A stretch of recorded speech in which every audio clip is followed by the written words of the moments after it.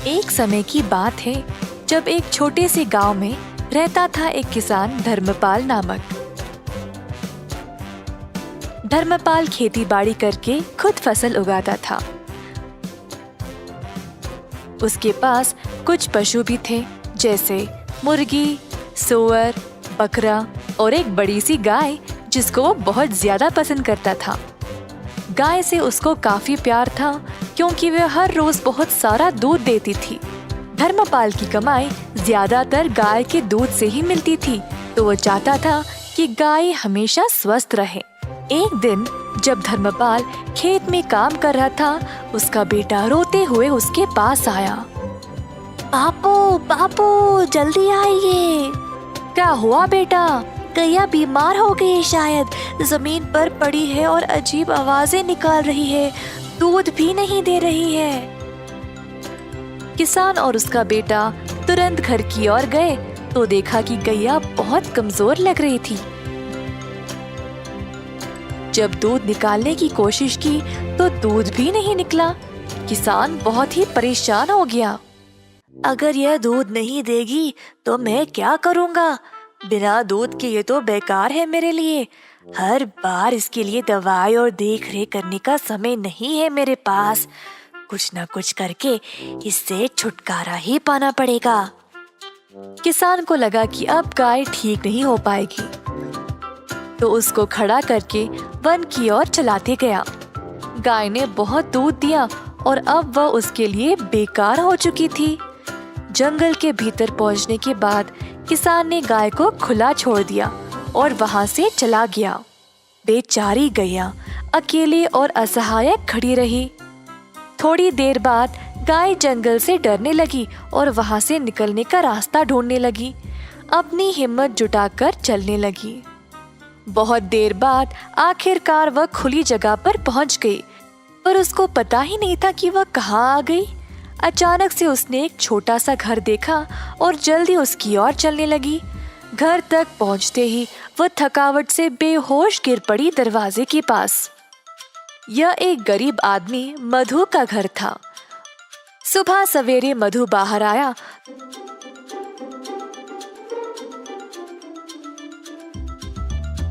तो उसने गैया को अपने दरवाजे पर देखा। गैया बहुत बीमार लग रही थी और मधु को उसकी यह हालत देखकर बहुत दुख हुआ। उसने अपनी पत्नी को बुलाया मदद के लिए।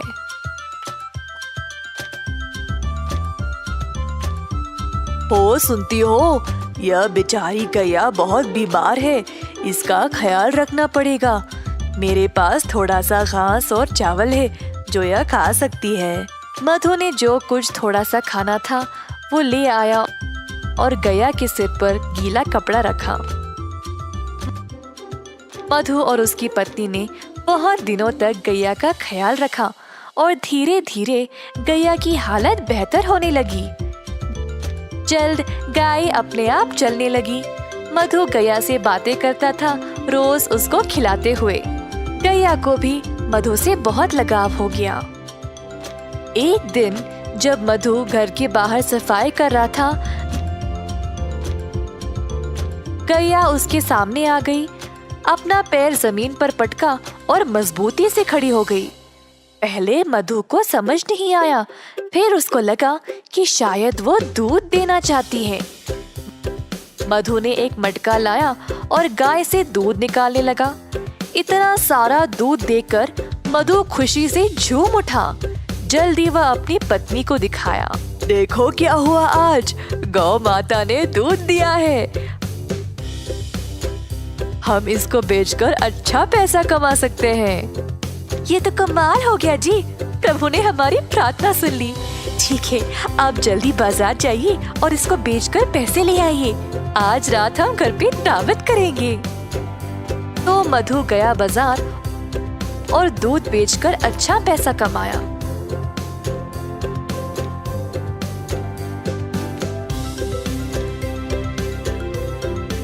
उसने भगवान को धन्यवाद किया उसको गैया देने के लिए। मधु दूध बेचने लगा और जल्द अपने शुद्ध दूध के लिए मशहूर बन गया। गांव वालों को अब केवल उसी का दूध चाहिए था। जिसके लिए अच्छी रकम भी दिया करते थे। इस बात की खबर धर्मपाल तक पहुंच गई।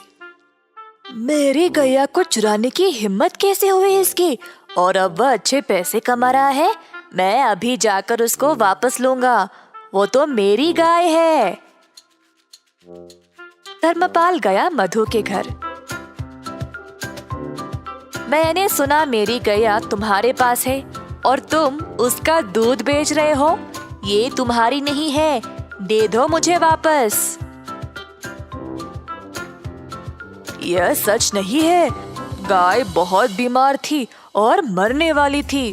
तुमने इसका ख्याल नहीं रखा, पर मैंने इसको ठीक किया है, तो यह मेरी है। तुम गाय को वापस नहीं ले सकते। मैं चुपचाप नहीं बैठने वाला। ग्राम प्रधान के पास जाकर उनसे बात करूंगा, अब वही फैसला करेंगे। तो दोनों आदमी ग्राम प्रधान के पास जाकर अपनी समस्या सुनाई। तो यह है तुम लोगों की समस्या। यह तो बहुत आसान है, मैं हल कर दूंगा, चिंता ना करो। धर्मपाल को लगा अब वह जीत ही गया। उसको पता था कि वही गाय का असली मालिक है, तो बस उसी का नाम सुनने का इंतजार करता खड़ा रहा। तुम दोनों गाय के दाएं और बाएं खड़े हो जाओ। तो दोनों इसी प्रकार गाय के आजू बाजू में खड़े हो गए। कुछ देर तक सब चुपचाप थे। अचानक से गाय अपनी जगह से हिली और मधु के पास आकर खड़ी हो गई।